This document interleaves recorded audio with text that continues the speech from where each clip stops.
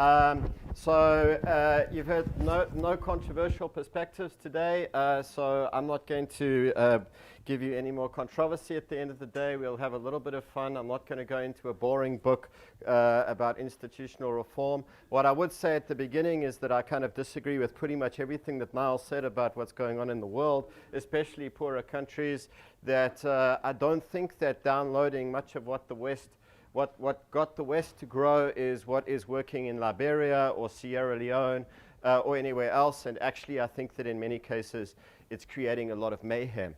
I find that a lot of the reforms that are designed to download those killer apps are reforms that look fabulous in many countries and that over 5 years or 10 years or 15 years are shown to produce very little functional result. They are signals that we measure and we like to celebrate, but they don't get us where we need to get to. The doing business indicators are a fine example. The doing business indicators tend to measure what the law says countries do, but what's more interesting is if you look at the enterprise surveys, and the enterprise surveys show you that countries don't do anything like that whatsoever. In many countries, the doing business indicators will show that it takes 20 days to get a permit, and what we find in the enterprise surveys is that for 10% of the countries it doesn't take 1 day, and for 50% of the countries it takes 2,000 days. So the question is, what do the business indicators tell us? Why do people pay so much attention to them? Why do they do reforms designed to address them? Now, the interesting thing, even more with doing business indicators, is that some of the worst performing countries in the world are your country, Brazil. Another one is called India, and another one is called China. Another one is called South Africa, and I think we call these the BRICS, right? And these are countries that have seen a significant amount of growth, and a lot of it has been in the private sector, and they don't pay that much attention to the doing business indicators, and they don't do well on the doing business indicators. The same can be said for some of the other governance indicators as well, where these countries have said, they don't really have much relevance for what we need to do. It's interesting that the countries that do well on them are countries like Liberia, Sierra Leone, Afghanistan, Iraq, and a bunch of other basket cases that are terribly dependent on the international community that define these indicators, that measure these indicators, and that tie their loans to the indicators. Now I'll start with my talk. Imagine that you are a hiker and you're stuck in the Sahara Desert. Imagine that you need water to survive within the day and you have none. You're 2-day walk away from an oasis and your ankle is sprained. We're talking about Liberia, right? Do you, A, dig for water, B, crawl, C, lie down and accept certain death, or D, find a camel to ride to an oasis? Anyone? Now imagine. What if I said none of the above? What if I said you need a good hippo? And I'm from South Africa, and some people say, what is a hippo? A hippopotamus. Have you ever seen a hippopotamus anywhere where it's not in water? You lack water. Hippos are all about water. You need a good hippo. And come on, I'll get you one. Now, would you be at all surprised if the hippo turned up to take all the water that you may still have, if it helped you find no new water, if it looked impressive but it was pretty useless, and if it died maybe even before you did? Sounds like a ridiculous idea, right? Well, I see this in development all the time, where I see development organizations selling developing countries hippos that look incredibly impressive. And for a period of time, you have ministers of finance trotting all over the world to discuss the latest thing that they managed to pull off, and everyone's saying, but you're in Liberia, how did you introduce property rights? Well, we don't have any sitting justices, but we managed to do it. Well done, that's absolutely incredible. After a few years, you find that the property rights don't work, and the problems that the Minister of Finance started dealing with at the beginning haven't been addressed either. Now, where I came up with this idea of hippos in the Sahara was in a meeting with the Minister of Finance in Mozambique, which is the 6th poorest nation in the world. It is a nation that has a public sector financial management information system called an FMIS. I live in a very boring world where I'm very interested in getting into the bowels of governance systems, internal control, internal audit. And I had heard that in Mozambique they had this fabulous system. and that the whole country was wired, and there was this electronic basis for doing all of the reporting, all of the management, all of the control, all of the budgeting, and I just had to see this. So when I got involved, the minister said, I'm really glad that you're here. Now he's speaking in Portuguese and I'm speaking in English and we're trying to communicate. He said, I'm really glad that you're here because I'd like a third opinion on kind of what's going on. You know, I have my opinion, the World Bank has their opinion, the fund loves this, and they're giving me huge amounts of money for this. But could you just go out and have a look, you know, what's going on? So I've done this in a few places, and I went out to a local village. And I said to the local head of the budget department, could I please see your system? And he said, fantastic, great. And all the kids come out behind the car. If anyone's been in a village in an African country, you'd know what I'm talking about. The kids running behind the car. I go into the room. He closes the door. The kids all come to the window where I'm going to be, right? And you walk in, and there's a huge kind of blanket on top of the computer. And they take the blanket off, and the kids are there. And I look out, and I could see there's a guy cranking up a manual generator outside. And as he cranks it up, the computer starts to come to life, and you start to see the kind of connecting modem-y device in the corner start to work. And the kid's eyes all kind of light up. And he starts to show me how this works. I said, wow, this is really amazing. And he said, no, it's truly incredible. And I said to him, the question that I have is, given that you're managing finances all the time and you have to crank this up, how do you use this to manage your public finances? He said, no, we don't use it to manage our public finances. He said, once a month, we put all the numbers into the system. So I said to him, well, then how do you manage your finances? He says, no, we do it on paper. Now, the law says that they can't do it on paper because they're meant to do it on the in this financial management system, right? Now, what this means is it means that they no longer have any internal controls in the country of Mozambique, because the internal controls are meant to be within the system, right? And the system is being used as a reporting device, not as a financial management device. So I had this conversation with the Minister of Finance when I went back, and I said, you know, you have like real concern here, real cause for concern, because you have problems and you don't even know what they are. I have no idea what the arrears are in this country because there's no way to measure them anymore because you've kind of accepted the system that you just can't manage.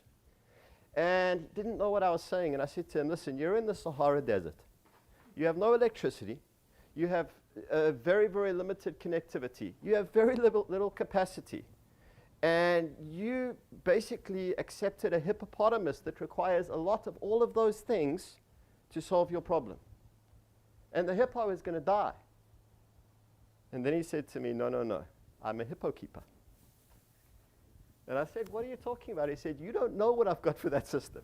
He said, the World Bank love me. The IMF stick with me. We've got loans. I travel all around the world with that system. The problem, of course, is that it doesn't necessarily solve the problems associated with the Ministry of Finance. Now, I could tell you stories in the book, and the book is, I think, fairly dry. But someone in the World Bank said, this is a hilarious story, a hilarious book, because it's full of stories like this about countries that created procurement systems that don't work, but they look fabulous. My best example is the country in the world that has the best anti-corruption laws in the world. Anybody have an idea who it is? New Zealand? No, no. Ghana? No, it's not Ghana. Anybody? Afghanistan? No, but close though. Afghanistan, very good. No, Russia. Russia doesn't pretend. North Korea. We don't measure North Korea. The answer is Uganda. Now, anybody who knows Uganda might be as surprised because Uganda has major corruption crises every 4 to 5 years. At the moment, it's in the middle of a very, very serious corruption crisis that caused every single development partner to pull their money out of the country last year. That's a big crisis, right? They have the best laws in the world. Every time they have a crisis, their response is to strengthen the laws that they have. Last time, they introduced a whistleblower law and a code of ethics. Okay? 4 years later, the Prime Minister's office was found to have stolen all the money associated with HIV medication. Now, this is like hippos in the Sahara. It's these impressive-looking interventions that the donor community has said, this is how you govern a country, but they don't work. And they don't work often because they don't have the capacity, or you don't have the political system to allow it to happen, or maybe we had the discussion about you don't have the culture. their governance system that would actually solve your problems would look very different than those examples. Now, in the work in the book and the work that I've been doing, it can't all be negative, right? And there's some reforms that are successful and some countries that look pretty good. An example is Rwanda. But Rwanda is a very uncomfortable place for the donors right now because the Rwandan government is kind of this top-down government with an autocratic president who promises to leave in a couple of years' time, but I don't think anyone really believes that that's going to happen. But when I go into Rwanda, I find that they have some really interesting things that they do. One of them is they have a fully blown results management system in government.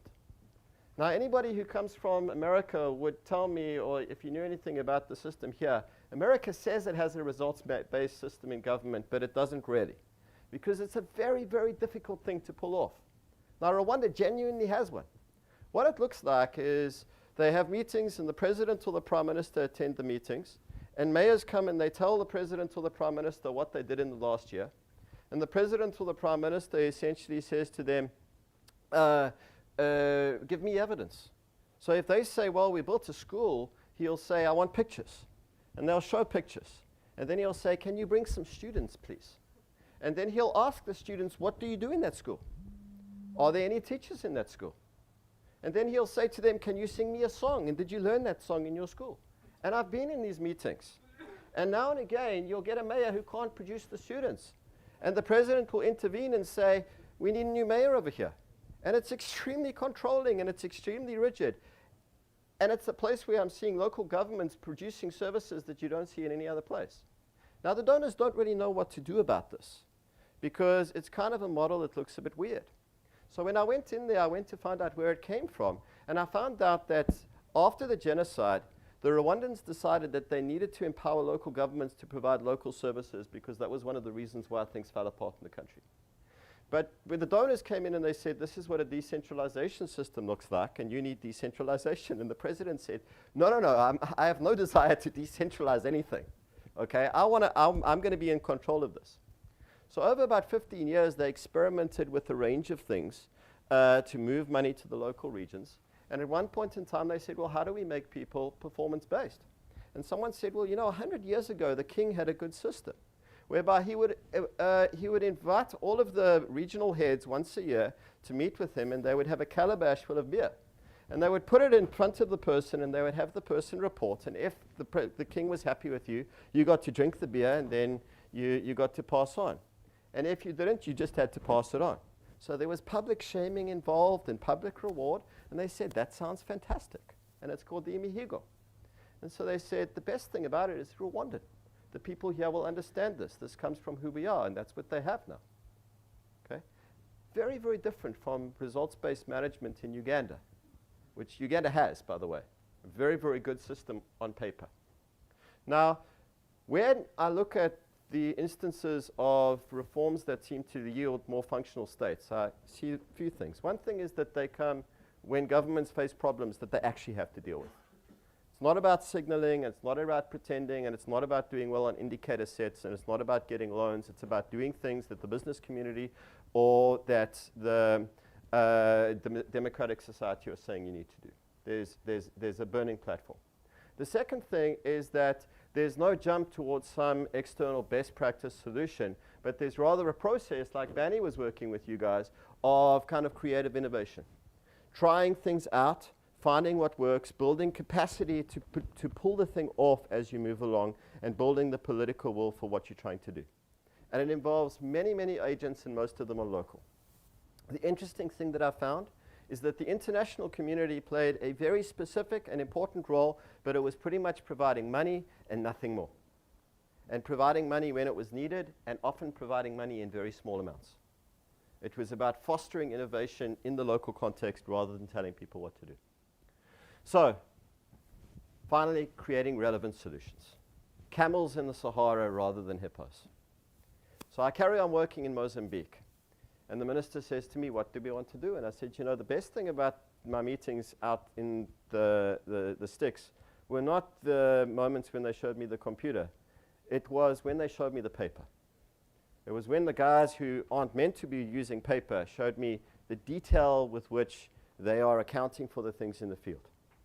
You have people out there who know how to do their jobs. They know how to do them in Mozambique, and they care about doing them well. What you should be doing is getting those people and saying, how do we do this? How do we do it in Mozambique? How do we do it given our capacity constraints? And you're going to end up with a paper-based system that everyone says is antiquated, that everyone says you could do much better with, but that you could actually pull off and that does what you need. Looks like a camel. And as I say in there, camels function spectacularly in the desert, but they don't look that good and they smell worse. But that is what functional governance is going to look like in most of the developing countries we're talking about.